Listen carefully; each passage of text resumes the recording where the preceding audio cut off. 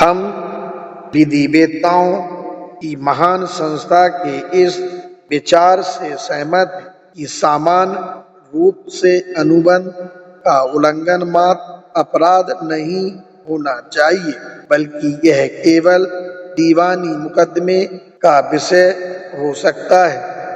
इस सामान्य नियम के बावजूद भी कई अपवाद हैं। कई अनुबंधों के उल्लंघन संभवतः बुराई का कारण बन सकते हैं जिसका कोई हर्ज नहीं है, या केवल बहुत ज्यादा हर जाने से ही जिनकी प्रतिपूर्ति की जा सकती है, जो संभवतः किसी व्यक्ति द्वारा करनी अत्यधिक असंभव हो। हम सोचते हैं कि अनुबंधों के इस उल्लंघन दंड विधान के उचित विषय हो सकते हैं जिन पर दंड दिया जा सकता है। उन विभिन्न तरह के कृत्यों के समस्त अनाचरणों के विस्तृत सर्वेक्षण के बाद उन्होंने पाया कि आक्रमणता ही वह कृत्य है जिस पर दंड दिया जा सकता है। नैतिकता व विधि शास्त्र के प्रावधानों के समरूप ये तीन प्रावधान ही थे और इनसे ज्यादा कुछ नहीं था। महोदय, अब यह कहा गया है कि हड़ताल करना अधिकार जैसी कोई चीज नहीं है। मेरा उत्तर यह है कि ऐसी बात वही व्यक्ति कह सकता है जो सचमुच में नहीं जानता कि हड़ताल क्या है। अगर सदस्य हड़ताल शब्द के मेरे अर्थ को मानने को तैयार है, जो कि सेवा के अनुबंध के उल्लंघन के सिवाय और कुछ नहीं है, तब मैं निवेदन करूंगा कि हड़ताल सिर्फ स्वतंत्रता के अधिकार का दूसरा नाम है। यह किसी भी शर्त पर किसी की नौकरी की स्वतंत्रता के अधिकार के सिवाय और कुछ नहीं है जिसे कोई भी व्यक्ति प्राप्त करना चाहता है। एक बात और है कि आप स्वतंत्रता का अधिकार प्रदान कर देते हैं। आप आवश्यक रूप से हड़ताल का अधिकार प्रदान कर देते हैं, क्योंकि जैसा कि मैंने कहा है, हड़ताल करने का अधिकार सिर्फ स्वतंत्रता के अधिकार का दूसरा नाम है। यह कहना हास्यास्पद है कि स्वतंत्रता का अधिकार राजाओं के दैविक अधिकारों जैसा है। महोदय, मैं इसके जवाब में सिर्फ यही कहना चाहता हूँ कि काव्यात्मक कथन या रोचक चित्रण से तर्क को समाप्त नहीं किया जा सकता। मैंने कहीं भी ऐसा परिणाम नहीं देखा है, कम से कम अदालतों में तो नहीं। अगर आप जानते हैं कि स्वतंत्रता का अधिकार दैविक अधिकार है, फिर मैं दावा करता हूँ कि हड़ताल का अधिकार भी दैविक अधिकार है। इसके अतिरिक्त मैं कहता हूँ कि चूंकि 10 लोग या 20 लोग या 200 लोग एक साथ हड़ताल की घोषणा करते हैं, जहाँ तक कानून का सवाल है, स्थिति में इससे कोई फर्क नहीं पड़ता। महोदय, मैं जानता हूँ कि कई लोग भारतीय दंड संहिता की धारा 120 की ओर से संकेत करेंगे। अतः इस विषय से हटने से पहले मैं उस मामले पर विचार करूंगा जो भारतीय दंड संहिता की धारा 120 के संदर्भ में है। मैं सोचता हूँ कि क्या विपक्ष के सदस्य पर बहस करना चाहते हैं कि हड़ताल करने का कोई अधिकार नहीं है, क्योंकि मजदूरों की किसी संस्था द्वारा की गई हड़ताल एक षड्यंत्र है। अगर वे ऐसा करते हैं तो मैं चाहूँगा कि विपक्ष के जो लोग यह मानने के लिए कि हड़ताल करने का अधिकार नहीं है, धारा 120 का पर निर्भर करते हैं, वे यह प्रमाणित करें कि हड़ताल एक षड्यंत्र है। जब तक कि वे यह प्रमाणित नहीं करते कि हड़ताल एक षड्यंत्र है, धारा 120 का लागू नहीं होगी। और मैं दावा करता हूँ कि हड़ताल षड्यंत्र नहीं है। एक माननीय सदस्य कौन कहता है कि यह अनुप्रयोज्य है? यह जनोपयुक्तता का मामला है। डॉक्टर भीमराव अंबेडकर। मैं जनोपयुक्तता के प्रश्न पर बाद में बात करूंगा। महोदय, दुर्भाग्यवश हमारे पास भारत में कोई सुनिश्चित मामला नहीं है। मेरा अनुसंधान उस मामले का प्रतिफल नहीं है जहां हड़तालियों को धारा 120 का के अंतर्गत इस आधार पर फंसाया गया हो। यह षड्यंत्र है, लेकिन इस विषय पर अंग्रेजी कानून से कुछ समर्थन मिलता है। वह भी हड़ताल को षड्यंत्र के रूप में लेता है और मैं यकोलोसर द्वारा लिखित पुस्तक the legal position of trade unions से सदन को एक छोटा सा परिच्छेद पढ़कर सुनाना चाहता हूँ। मैं पृष्ठ 76 से यह उद्धरण पढ़ता हूँ। इसलिए हड़तालें मजदूरों की स्थितियों को बेहतर बनाने का सरल संयोजन है और वे सामान्य विधि से अवैधानिक नहीं है। इंग्लैंड के कानून के अनुसार इस विचार का कोई आधार नहीं है कि हड़तालें अपने आप में अवैधानिक हैं। यह सच है कि इस संबंध में सामयिक उक्तियाँ मिल जाती हैं कि सामान्य विधि से मजदूरों की स्थिति को बेहतर करने का संयोजन अवैधानिक है, पर निर्धारित किए गए कानूनों को सभी अदालतों ने नहीं माना और प्रतिष्ठित न्यायाधीशों ने उनके विरुद्ध विचार व्यक्त किए। 17वीं-18वीं शताब्दी के दौरान किसी भी अदालत ने मजदूरों की स्थिति को बेहतर बनाने के संयोजन को सामान्य विधि से प्रतिकूल नहीं माना और विधान अधिनियमों की किसी भी श्रृंखला ने मजदूरों की स्थिति को बेहतर बनाने के संबंध में उनके प्रयासों, घोषणाओं, उद्देश्यों या सामान्य विधि के प्रति उनके विश्वासों का प्रतिरोध नहीं किया।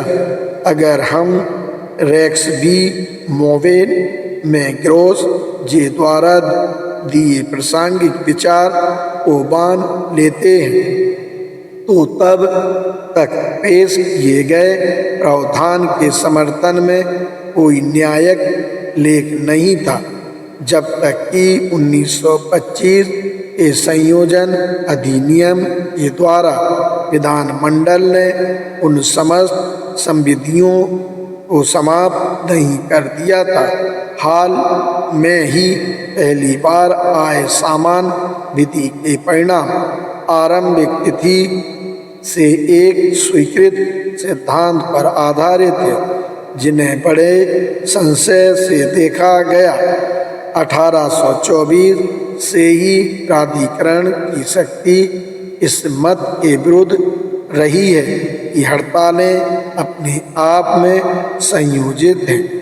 यह निर्णय का एक मुख्य हिस्सा है, ना वह गैर कानूनी कार्य संपादन और ना ही गैर कानूनी ढंग से वैधानिक कार्य संपादन करने के लिए है। इस संबंध में स्पष्ट कानून है कि मजदूरों को अपनी सुरक्षा के लिए संगठित होने का अधिकार है। संगठन का प्रयोजन उन लाभों को लेने से है जिनके लिए वे कानूनन दावा कर सकते हैं। श्रम व शर्तों के संदर्भ में निर्णय करने का अधिकार है जिसका कोई प्रयोग कर सकता है।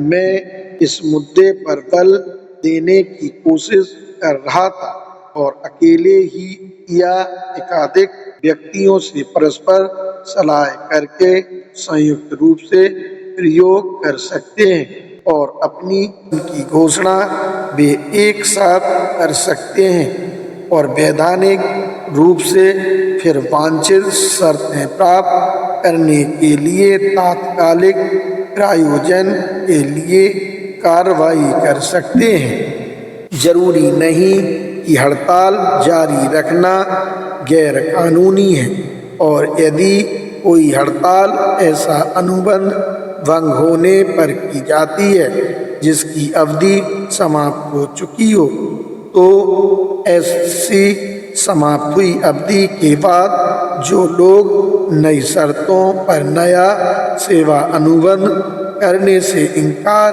करके हड़ताल जारी रखने में हड़ताली श्रमिकों की सहायता करते हैं उनका ऐसा करना कुछ भी गैर कानूनी नहीं है, इसलिए ये संगठन बने हैं। मैं सदन का ध्यान इस विषय की ओर आकर्षित करना चाहता हूँ क्योंकि इसका भारतीय दंड संहिता की धारा 120 का के साथ प्रत्यक्ष संबंध है जिसका परिणाम दूसरे को क्षति पहुँचाना हो वह अवैधानिक होगा जबकि संगठन का उद्देश्य क्षति पहुँचाना हो। ये शब्द हैं जब संगठन का उद्देश्य क्षति पहुँचाना हो और अगर क्षति हो जाती है तो वह कार्य षड्यंत्र माना जाएगा। प्रत्येक मामले में जिस प्रश्न को तय करना है वह यह है कि वैधानिक संगठनों के कारण वह क्षति कितनी है और संगठन कहाँ तक क्षति पहुँचाने के लिए कार्यरत है।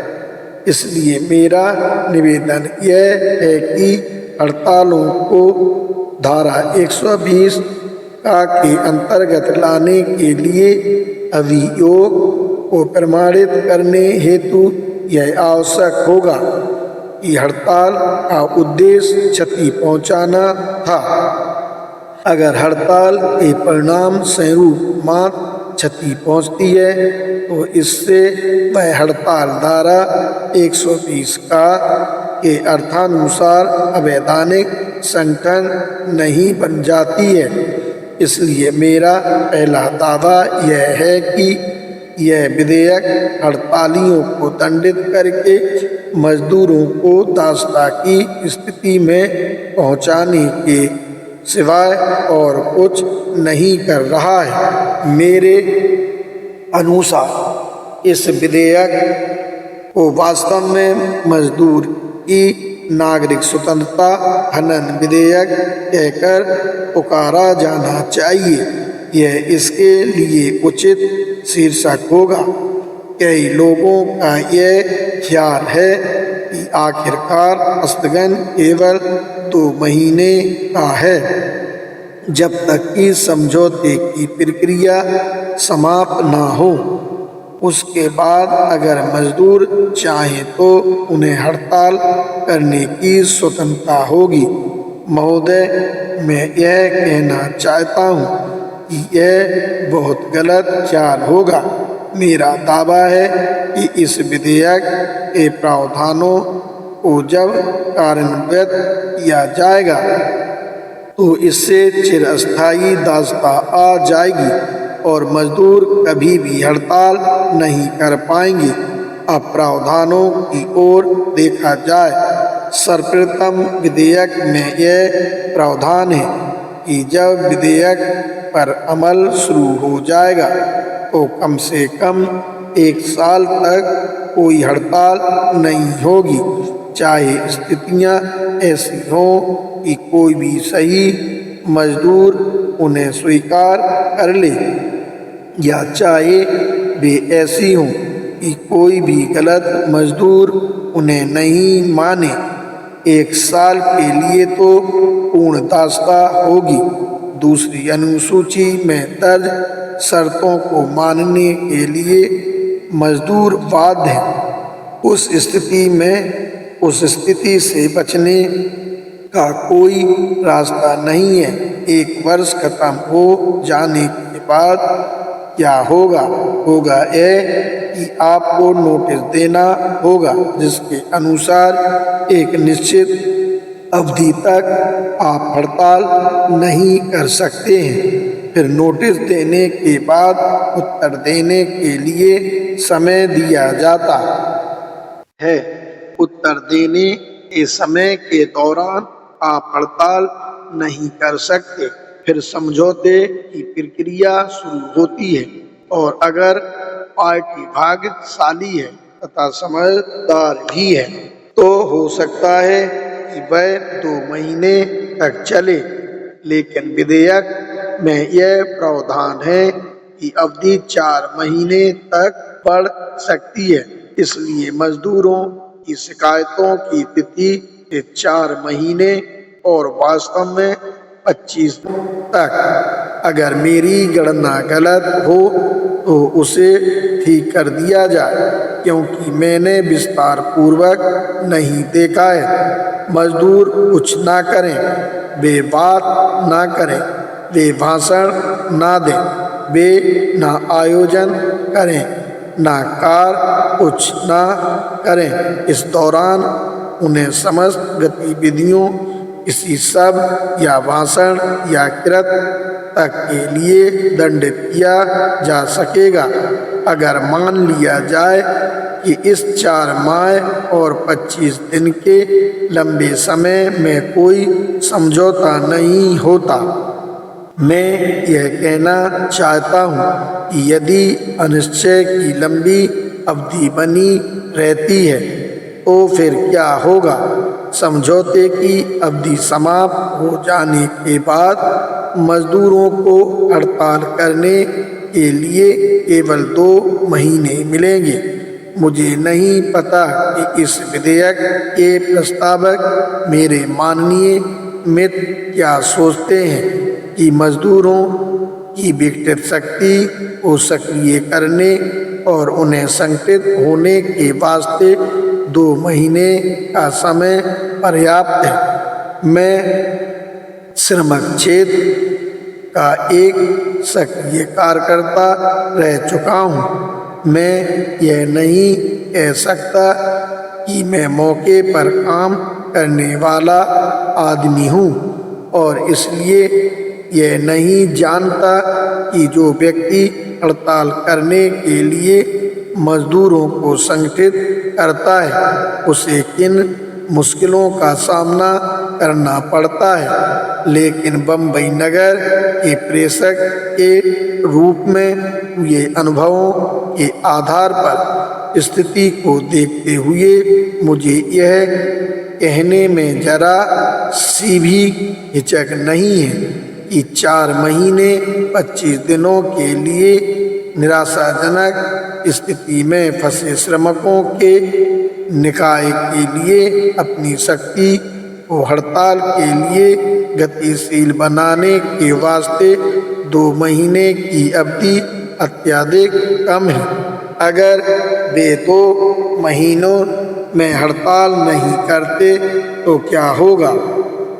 उन्हें स्थिति को स्वीकारने के लिए कानून का पालन करना पड़ेगा। अगर वे फिर सिर उठाते हैं और नई शिकायतें ढूंढ लाते हैं तो कानून के अनुसार उन्हें फिर 4 महीने और 25 दिनों तक इंतजार करना पड़ेगा और समझौता प्रक्रिया जारी रखनी होगी। रुको और देखो हम क्या करते हैं। 4 महीने और 25 दिनों तक रुको और देखो, फिर भी 4 महीने व 25 दिनों के अंत तक कुछ नहीं होता। अगर आपको लगे आप हड़ताल कर सकते हैं तो ऐसा 2 महीने में करना होगा। अगर आप नहीं करते और 2 महीने बाद अन्य कोई शिकायत लेकर आते हैं तो आपको फिर से 4 महीने 25 दिनों तक इंतजार करना होगा।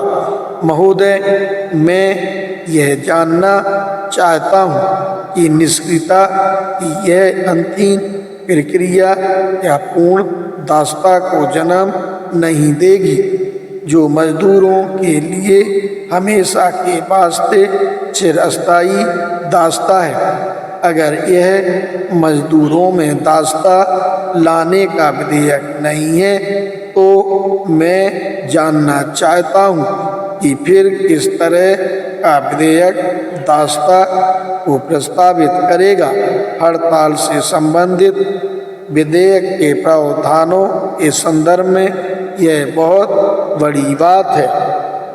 महोदय, मैं हिदायत देते हुए कहता हूँ कि श्रमिक विवाद के इस विधेयक के प्रावधानों की तुलना 1929 के श्रमिक विवाद अधिनियम से की जाए, जो हड़ताल से संबंधित है।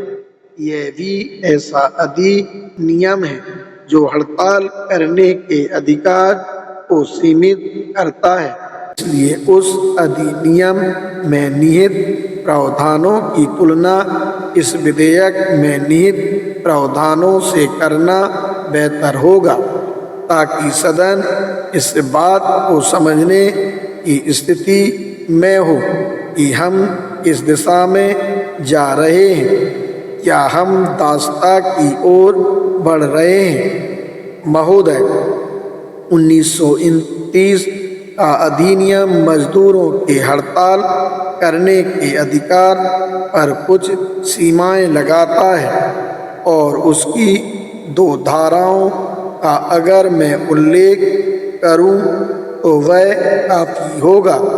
राजनीतिक उद्देश्यों से प्रेरित 1929 का अधिनियम सामान्य हड़ताल को दंडनीय बनाता है। यह इस अधिनियम की धारा 16 है और अन्य धारा जो मेरे उद्देश्य के लिए प्रासंगिक है वह धारा 15 है, जो बिना नोटिस के हड़ताल को दंडनीय बनाती है। ऊपरी तौर पर अधिनियम 1929 और वर्तमान विधेयक में कुछ समानता लगती है, क्योंकि कुछ हद तक यह विधेयक भी बिना नोटिस की हड़ताल को दंडनीय ठहराता है। परंतु महोदय, इसके विपरीत एक विधेयक दूसरे से उसी तरह भिन्न है जैसे कि चूना दही से। एक का दूसरे से कोई मतलब नहीं है और तुलनात्मक रूप से मुझे यह कहने में बिल्कुल भी हिचकिचाहट नहीं है कि यह विधेयक प्रतिक्रियात्मक और प्रतिगामी है, और यह कि इस विधेयक को लिखने वाले 1929 के अधिनियम को लिखने वाले से कहीं ज़्यादा अनुदार है। महोदय, हम 1929 के अधिनियम के खंड 15 के प्रावधानों की तुलना करते हैं, जैसा कि प्रत्येक व्यक्ति जो इस विषय से वाकिफ है यह जानता है कि 1929 के अधिनियम का खंड 15 जनोपयोग तक सीमित है। यह अधिनियम समस्त हड़तालों को दंडनीय घोषित नहीं करता है, बल्कि उन हड़तालों को इंगित करता है जिन्हें जनोपयोगी सेवा कहा जाता है। मैं यही निवेदन कर रहा हूँ कि 1929 के अधिनियम और इस विधेयक के बीच मौलिक भेद है। महोदय, मैं यह प्रश्न पूछना चाहता हूँ कि 1929 में उठाए गए कदम का परित्याग क्या किसी तरह न्याय संगत है? और मेरे ख्याल से यह अभीष्ट होगा अगर मैं यह कहकर शुरू करूं कि केंद्रीय सभा के समक्ष जब 1929 में यह विधेयक पेश किया गया था तब कांग्रेस पार्टी की क्या स्थिति थी? महोदय, मैंने प्रवर समिति की रिपोर्ट ढूंढ निकालने और पढ़ने की तकलीफ उठाई है जो केंद्रीय विधायक द्वारा विधेयक के प्रावधानों पर विचार करने के लिए नियुक्त की गई थी और बाद में 1929 का अधिनियम बन गया था। मैं दो बातों पर अपना ध्यान सीमित रखते हुए नौकरशाही शब्द का प्रयोग कर रहा हूँ जिससे दूसरा पक्ष परिचित है। एक तरफ नौकरशाही और दूसरी तरफ कांग्रेस पार्टी है। जब 1929 का यह अधिनियम बन रहा था तब वहाँ विवाद के क्या मुद्दे थे? मुझे लगता है कि मतभेद के मुद्दे ये थे। सरकार चाहती थी कि जनोपयोगी सेवाओं को परिभाषित करना उसके विवेक पर छोड़ दिया जाए। वे अधिनियम में जनोपयोगिता की परिभाषा नहीं देना चाहते थे और न उस समय वे उसका विवरण देने को तैयार थे जो उनके विचार से जनोपयोगी सेवाएं थी। उन्होंने कहा कि जनोपयोगिता और उसकी महत्ता मामले की परिस्थितियों पर निर्भर करती है। वह समय तथा परिस्थितियों के अनुसार अलग अलग हो सकती है। एक कार्य जो एक अवसर पर हो सकता है कि जनोपयोगी सेवा न हो लेकिन किसी अन्य अवसर पर जनोपयोगी हो सकता है और उन्हें लगा कि समाज के हित में जैसा कि उन्होंने सोचा था यह आवश्यक था कि स्थिति को परिभाषित करके परिवर्तन के साथ सरकार के निर्णय पर परिभाषित करने के लिए छोड़ दिया जाए। अब इस समय कांग्रेस दो बातें चाहती है। पहली बात वह यह चाहती है कि नौकरशाही के निर्णय पर कुछ भी न छोड़ा जाए ताकि वह नौकरशाही उद्देश्यों के लिए स्वीकारा न जा सके। इसलिए कांग्रेस दल ने यह दृष्टिकोण अपनाया कि कोई भी निर्णय सरकार पर छोड़ने की आवश्यकता नहीं है। खंड 15 की सीमा में जो भी जनोपयोगिता लानी है उसे अधिनियम में स्पष्ट रूप से उद्धृत करना होगा। जब विधेयक पर चर्चा छिड़ी तब कांग्रेस दल ने 1929 में दूसरी स्थिति अपनाई थी कि जनोपयोगिता की कोटि बहुत विस्तृत थी और हड़ताल को सिर्फ इसलिए अवैध नहीं माना जाए क्योंकि वह जनोपयोगी सेवा से संबंधित है। उन्होंने जो स्थिति अपनाई वह यह थी कि उसे केवल सामाजिक सुरक्षा सेवाओं तक सीमित कर दिया जाए। 1929 में यही स्थिति थी। इस विवाद में सरकार ने एक मुद्दा छोड़ दिया। उन्होंने माना कि जनोपयोग को अधिनियम में अवश्य परिभाषित किया जाना चाहिए और इसलिए महोदय आप देखेंगे कि अधिनियम का खंड 2 जो कि एक व्याख्यात्मक खंड में जनोपयोगिता की परिभाषा है और उधर आपके पास जनोपयोगिता की सूची है। सरकार का उसमें और कुछ जोड़ने का या उसमें से कुछ निकाल लेने का कोई निर्णय नहीं है।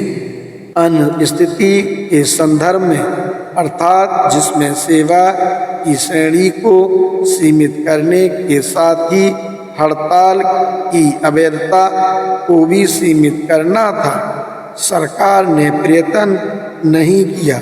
सरकार ने कहा कि उसका यह फॉर्मूला था कि जनोपयोगी सेवा तक उसे विस्तृत करके कायम रखा जाए, परंतु कांग्रेस पार्टी इसमें सफल न हो सकी। लेकिन मेरी बहस पर इससे कोई फर्क नहीं पड़ता, क्योंकि मेरा तर्क यह है कि 1929 में कांग्रेस पार्टी सामाजिक सुरक्षा सेवाओं के मामले में ही हड़ताल की अवैधता को सीमित करने के लिए दृढ़ रही।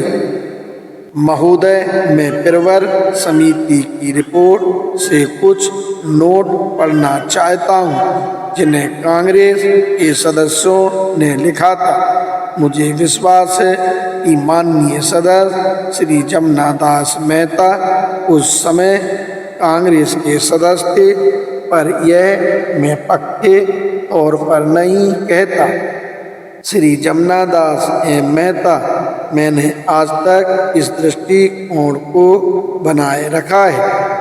डॉक्टर भीमराव अंबेडकर महोदय, यह श्री जमना दास मेहता, श्री MM शेष आयंगर, श्री SS सीमित और श्री BBT जोगिया द्वारा लिखित नोट्स में से है। विधेयक की मूल आपत्तियां जो प्रवर समिति ने प्रकट की हैं प्रभावहीन रही है।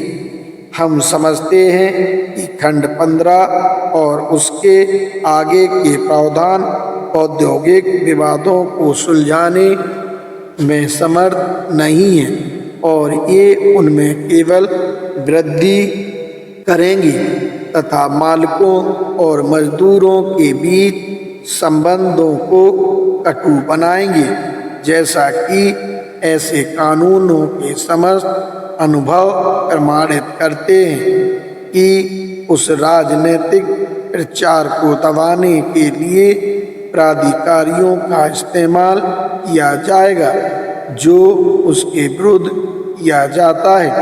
अगर विधेयक का उद्देश्य देश में समुचित मजदूर आंदोलन का विकास व पोषण करना है तो खंड 15 और उससे आगे के प्रावधान निश्चय ही उस उद्देश्य को पलीता लगा देंगे।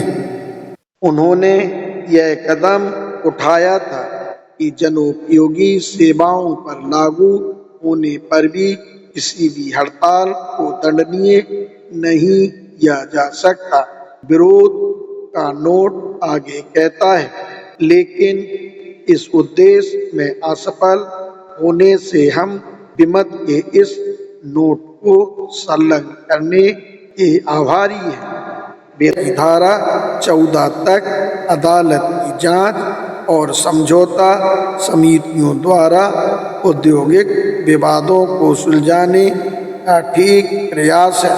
हम मानते हैं कि जहाँ तक विधेयक के उस हिस्से का संबंध है वह प्रवर समिति से निश्चित सुधरा हुआ व संकेत होकर निकला है।